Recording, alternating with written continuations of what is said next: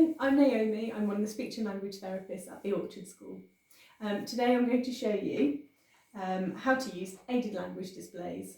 And many of you may have seen aided language displays. They may have been sent home as part of your children's speech and language targets, or to help them access the home learning that you're doing at the moment. So, just as a background, aided language displays are what we call AAC, which is alternative and augmentative communication. And put simply, that is a strategy that helps someone with their communication, particularly someone who is struggling with verbal language. The children that we work with and the children who are at the Orchard School often have very complex communication needs and might not develop their communication in a normal developmental way. So instead, we want to give them a big toolkit of strategies to help with their communication, and then they can show us which ones are beneficial to them. So we often call this the total communication approach, and things that come under the umbrella of total communication are things like makaton signing, might even be gestures, simple gestures, symbols such as aided language displays, symbols that are used in communication books. So that's when a child has a big book full of symbols that they use to communicate, and also picture exchange communication, which your child might also use. Some children also have electronic devices that might help them with their communication. So your child's speech and language therapist will set targets around which elements of total communication are most useful for your child. But today I'm going to talk about aided language displays, because aided language displays are basically useful for all children and all learning. It's a really, really useful tool in the total communication toolkit. So I've got two types of aided language display here. We have at Samwell, we have 3 standard types of aided language display for different language levels, and the most typical ones that we use are the levels 2 and the levels 3. So you might recognise these from ones that we send home for you. Each of these is a grid of symbols, and they contain core language. So this is core vocabulary, and the idea behind core vocabulary is that it's general vocabulary that you could use in any conversation. So you just need one set of symbols for any interaction that the child might be having, whether it's requesting snack, talking about the weather, asking for help, socialising. These basic concepts and words are called core vocabulary and useful for all of those situations. So on this one, you may be thinking that's a lot of symbols, and there's quite complex concepts in there, things like different, now, what, where, these kinds of things. But don't worry, we're not expecting a child to use these symbols straight away. In fact, the first thing we'd recommend with aided language displays is that the adult who's talking to the child or learner uses the symbols to talk to them instead. And for some children, they may not be able to cope maybe visually with so many symbols. So we have a slightly lower level aided language display, which has the same symbols in the same place, but with a few of them blanked out, so the more complicated concepts that we wouldn't necessarily use with them. But when they do develop their language and they're ready to move on to more complex symbols and concepts, we basically just fill in the blanks. So the child is still used to where to find those symbols. They don't have to learn a new skill of where everything is all over again. And we do have a more simple aided language display as well that has around 6 larger symbols in. But the most common ones that we use are these 2, because one of the first rules of AAC, alternative and augmentative communication, is that we want to presume competence. We want to have enough language there that we can always be demonstrating more language to the child, and we want to presume that they are going to move on and eventually be able to understand all of these words. Okay, so I am going to show you 3 activities, and in these activities I'll talk about giving the child a means to communicate, giving them a reason to communicate, and giving them an opportunity to communicate. Okay, so I have a learner who will be helping me. Okay, and I'm going to use the level 3 aided language display because it's the most common one that we use. So first of all, we're going to do a book activity. Right then, so here's my aided language display here. Right then, so shall we have a book? Let's have a look. Ooh, I think, so I'm going to model using my symbols. I think you are looking at the very hungry caterpillar. Yeah, that one looks really good. I think that one's really good. Okay, there you go. Do you want to have a look at the very hungry caterpillar? So when I use the aided language display, I'll have a full view of the child and things I would naturally just talk to them about to help and label language. I will also point you on the aided language display if the word is there. And I'm going to be holding it towards the camera, obviously, so you can see it, but normally you'd have it facing the child so they can see what you're modelling. Oh, you're turning the page. Oh, you're looking at the caterpillar. Oh, turn the page. Oh, they look really good. I like apples. That looks tasty. Oh, look, where is the caterpillar? He's there, that's right. And you're turning the page. Oh, what is going to happen next?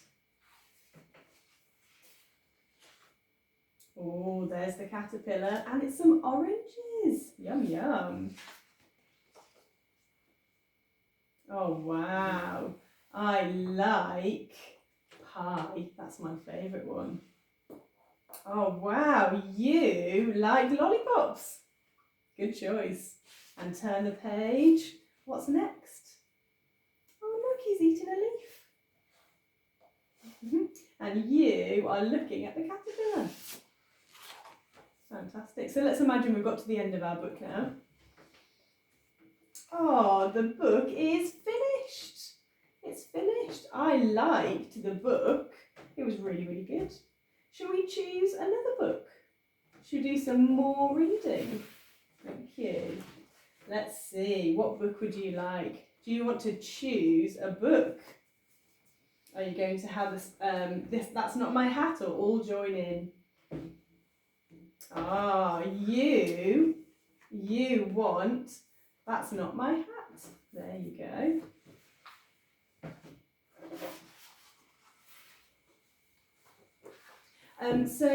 While your child is engaged in an activity, the most basic thing you can do is just sit with them and talk to them about what they're doing.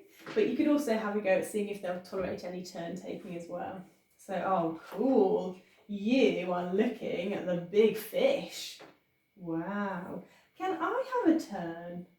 Can I have a turn? Thank you. I'm going to look at the fish. What happens next? Oh, look, he's woken up. Wow. Okay, now it's your turn to have a look at the book. And don't worry about trying to memorise all the things that are on here and using lots of symbols as you talk. When you first have a go at using an aided language display, you might just want to pick out maybe 2 symbols that you're going to use. So you might want to use, for example, look and more. They're quite helpful ones. So I'll just demonstrate how you would maybe start using an aided language display. Oh, look, it's a big fish. He's woken up. Oh, look, he looks angry. Ooh, see some more. He's gone. Oh no. See some more of the book. Oh, it's the little fish. That's right. Oh no. So obviously activities aren't always kind of smooth activities like finishing, reading a book from start to finish. Sometimes a child might get bored or obsessed, they might want to do something else. And you can use aided language displays and symbols in those moments as well, so not just when you're doing a structured activity. So say if the learner doesn't want to read a book anymore, pushes it away, maybe gets a bit annoyed, you can say, oh no, you don't want to read the book anymore, you don't want to look at it, and you can use that no symbol as a general sort of negative. So you can say, oh, let's stop reading now, let's stop looking at the book, we've finished. Okay, next, what shall we do? Okay, so we finished our book activity. So that was 2 types of book activities that you could try. But the general idea is find an activity that your child just enjoys doing, sit with them while they're doing it, and label things and talk to them about what they're doing, and see if there's any of these core words that you can point to as you say them. Okay, so next activity is going to be a snack activity. So I've got some raisins. And I mentioned at the start about the means, reasons and opportunities when you're trying to set up a communication activity with a child. So the means of communication, so my learner so far has showed that they can reach for things, that they can look for things, maybe kind of show that they don't like things, that using their body language and gesture. I'm also trying to give them more means to communicate by showing them how they could communicate with some symbols. So then we have a reason to communicate. So I know that raisins are very motivating for the learner, so that's a reason to communicate. And I'm going to give them an opportunity to communicate by not opening the box for them. So there we go, it's snack time. Oh, look, some raisins. I like raisins. Oh no. So the learner has a reason to communicate because they really like raisins. But they also need an opportunity to communicate. So I have left the lid on, which they're not able to open. Oh no! Oh no! I think I will help. There you go. And also judge how. So in a motivating activity, some children might find it quite difficult to not have immediate access to something, and they might not wait patiently while you label lots of lovely language to them. So judge for yourself. You might just want to say, "Oh, help! I'll help you," and then very quickly give them some more to keep them engaged. So there we go, there's some raisins for you. And if you do a small amount at a time, so I could just give the pupil or the learner all of the raisins and they could just sit and munch away on them, or I could give them a little bit at a time so they've got a reason to keep asking for more. Because I'm putting the lid on, they've got an opportunity to ask for more as well. Okay then. Oh, looks like you've finished your raisins. So show me through your behaviour that you want some more. Oh no, you can't get the lid off. Shall I help you? There we go. There we go. I will help you choose some more raisins. You want some more? There we go. Feast. Okay, so all the way through these activities, the first thing we want you to do is to just model. So when we say the word model, we just mean demonstrate. Demonstrate the language and demonstrate the symbols, how to use an aided language display basically. And it's similar to when we have a newborn baby. No one says they're not going to speak to a baby because it won't speak back to us. We all talk to babies for a year and sometimes 18 months, 2 years before they start talking back to us. And they need all that time to kind of learn and to listen to us say the words and to learn how to communicate. And it's a similar thing when you're introducing symbols. There will be, so hopefully children won't take as long as that to start using them themselves, but you do need to model for a long time before a child will start using them back. And before a child starts using symbols to communicate with you, they will still have a benefit because it will help the child to understand what's going on. So even if they can't use the symbols to communicate, they can still use the symbols to help them understand language and more complex things, which can reduce frustration and also anxiety about, say, what's happening next, for example. So in our next example, the learner is actually going to start using some symbols back with me. So they're going to use the more symbol because they've seen me demonstrate this all for months and months and months. Now they're going to start using it back with me, and I'll show you what the next stage could be if you've got a learner at that level. Okay, so there we go. There's our reason and our opportunity for the child to communicate. Oh, more! Oh, you want some more raisins. There we go, some more raisins. Lovely.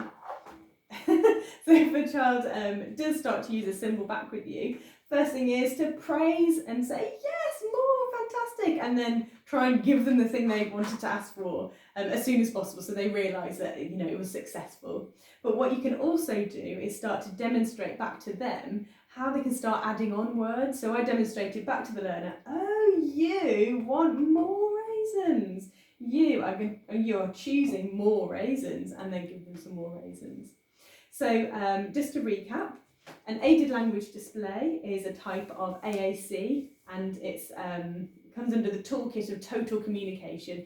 We want to give our children and our learners lots and lots of ways to communicate, and then they can show us which way they prefer and which way is most functional for them to help them with their schooling, to help them with their language, and just help them with their well-being. And an aided language display is something that all children can use. All families can use this at home with your child who maybe have learning difficulties. So an aided language display, first of all, just start off demonstrating, and that's what we call modelling. So just keep modelling the language and modelling those core words. And once your child moves on and they start to use symbols back with you, repeat it back to them and add on extra symbols as well, so you can start to show them how they can make short phrases and sentences. Okay, so if you have any questions about aided language displays, you can contact me. So if you let your school teacher know that you've got some questions, they will just pass the message on and I can get in contact. If you would like some aided language displays, your teachers will be able to pass them on to you. And again, if you've got any more questions, the speech and language team can get involved and we can look at different types of communication in that total communication toolkit that might be appropriate for your child. Thank you.